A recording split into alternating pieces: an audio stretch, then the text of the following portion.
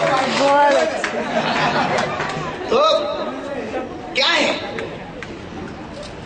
अपने जवान भाव पर न इतराइए हुजूर, दरवाजा खुला रखा है, आ जाइए हुजूर। बुलाने के लिए कई तरीके। नहीं बैठे रहने दो यार, ओ भाई बैठे रहने दो। ऐसे लोगों को होना जरूरी है, यही तो जीवंतता प्रदान करते हैं।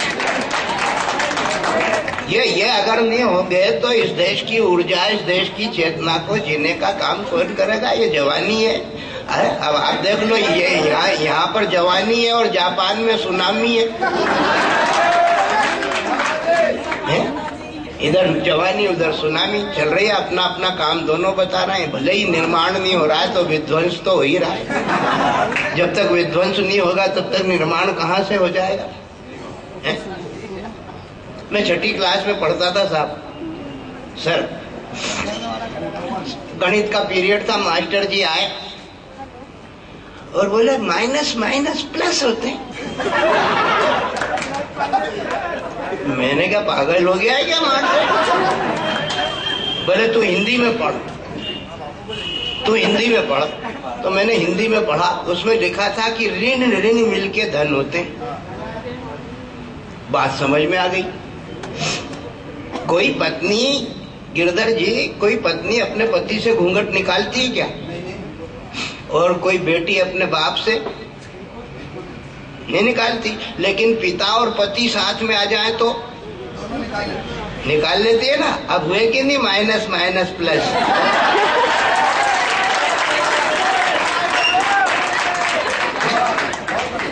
ऋण ऋण मिलके धन बनते, ऋण ऋण मिलकर धन बनते। गणितज्ञ हमें समझाते हैं ज्यादा लोगों से ऋण ले लो,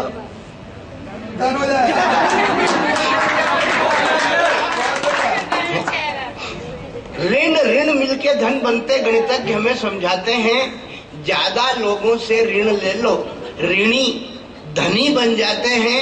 ऋण ऋण वाले 14 दल जब अपना योग गिनाते हैं तब जाकर के मनमोहन सिंह पीएम बनने पाते हैं।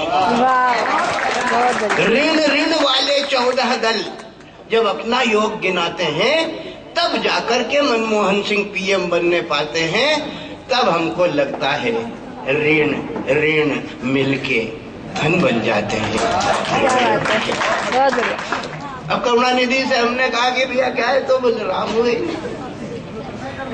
अरे अपने नाम तक का अर्थ जानते नहीं है जो, अपने नाम तक का अर्थ जानते नहीं है जो, ऐसे लोग करुणा के निधि कहलाते हैं। राजनीति करते हैं, षड्यंत्र बोते हैं, कोई जयललिता से जूते तक खाते हैं। इनकी बातों का मत करना भरोसा यार, ये बाप की कसम खाते पड़ोसी मर जाते हैं।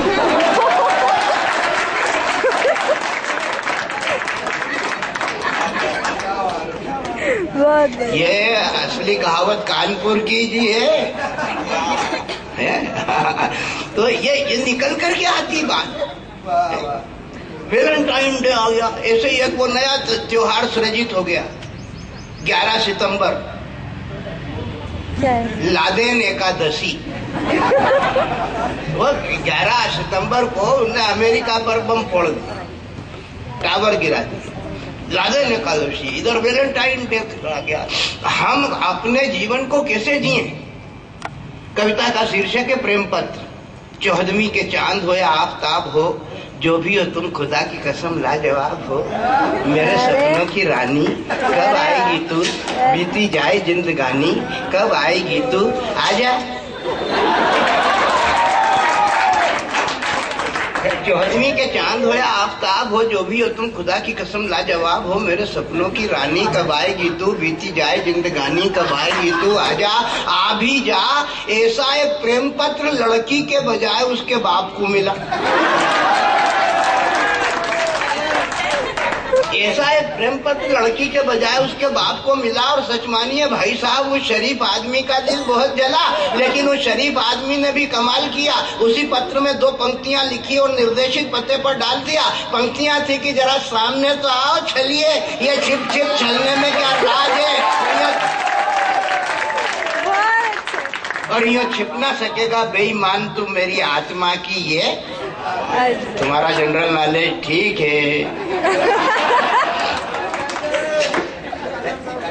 कविता एक सज्जन टाइप हीरो अकल के जीरो सजे बेल बॉटम में फिल्म की सरगम में मुस्कुराते हुए गुनगुनाते हुए और साइकिल की सीट पर बैठकर शादी के लिए रजामंद कर ली मैंने एक लड़की पसंद कर ली वाला गाना गाते हुए चले जा रहे थे कि सामने से आती हुई एक ऐश्वर्या राय कटकन्या को देख के मुस्कुराए, आंखों से सिग्नल दिया, थोड़ा हिनहिनाए, हिनहिनाने के साथ ही जाके टकराए तो कन्या के सैंडल भी हाथ में आए, हाथ का एक सैंडल सिर में पड़ा पहना। तभी एक बुजुर्गवार बोल उठे बहना कि एक डाल पे तोता बोला एक डाल पे मैना।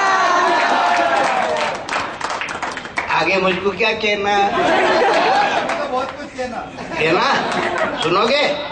हाँ तो सुनो, तुम जवान हो इसलिए मैं तुमसे कहना चाहता हूँ। तुम जवान हो, मैं अजवान हूँ।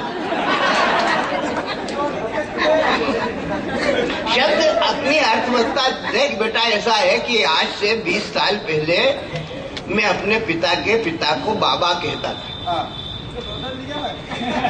मेरे पिता के पिता को बाबा कहता था। अब आजकल मैं अपने बेटे के बेटे को बाबा कहता हूँ। वो मेरे बाप का बाप हो गया। ये पीढ़ी जितनी आगे बढ़ी उस पीढ़ी ने उतना ही उत्साह भी दिखाया, उतना ही यथार्थ को भी जिया। मनमोहन सिंह जी वहां पर बैठे हैं। मैं कहता हूँ कविता शब्द से निकल करके आती है। शब्द इस बात का परिचायक होता है। हमारे यहाँ पे तुमने देखा होगा किशनपुरे के ये पुल के यहाँ पर भोजांगेट मार्केट के यहाँ एक सफेद कपड़ा बिठा देते हैं। इधर सुदामा नगर के भी इधर ये जामफल के बगीचों के आसपास आप देखें तो एक ज्योतिषी जो है वो एक चादर बिछा देगा, उस पर एक पिंजरा रखेगा, पिंजरे में एक चिड़िया बिठा देगा और वो चिड़िया के सागे कुछ वो रख देगा लिफाफे और वो लिखेगा भविष्य फल, चिड़िया बताएगी। अब 5 रुपए दो आप उसको, वो बाजरे के दाने निकालेगा और चिड़िया को चुगाएगा। वो चिड़िया पिंजरे में से निकलेगी और एक लिफाफा निकाल करके पूछने वाले को दे देगी, वो उसका भविष्य फल होगा। एक बुढ़ी आ गई 60 साल की, उसने कहा महाराज जी मेरा भविष्य देख दो, ये 5 रुपए लो। उसने 5 रुपए दिए। अब वो चिड़िया को उसने दाना चुगाया, उठाया, चिड़िया निकली, उसने चोंच मार करके एक लिफाफा उठाया, निकाल लिया। अब वो बुढ़िया को दिया उसने कि माँ पढ़, ये तेरा भविष्य आया। तो बुढ़िया बोली मेरे को तो पढ़ते ही लिखते नहीं आता। तो एक विद्यालय का बच्चा खड़ा था, बस्ता टांगे हुए तमाशा देख रहा था। उसने कहा ला माँ मैं बांट देता हूँ। तो उसने उठा करके उस लिफाफे को खोला और उसमें बांचा तो उसमें लिखा हुआ था कि ये समाचार सुनकर आपका मन मगन हो जाएगा और अगले महीने में आपका लगन हो जाएगा। भविष्य पूछ रहे, बता रहे देश का भविष्य क्या है। वो वृक्ष आम का है। अब कविता क्या होती है, वो वृक्ष आम का है पर फलदार नहीं है। वो वृक्ष आम का है पर फलदार नहीं है। सिक्का तो है लेकिन खरा कलदार नहीं है। पद भी है, प्रतिष्ठा भी है, अधिकार नहीं है। अरे सरदार तो है पर वो असरदार नहीं है। सरदार तो है पर वो असरदार नहीं है। अरे वो वृक्ष आम का है, वो वृक्ष आम का है पर फलदार नहीं है। सिक्का तो है लेकिन खरा कलदार नहीं है। पद भी है, प्रतिष्ठा भी है, अधिकार नहीं है। वो सरदार तो है पर वो असरदार नहीं है। मुंबई में विस्फोट हो रहे, मौन देखती है दिल्ली। बंबई में विस्फोट हो रहे, मौन देखती है दिल्ली। इस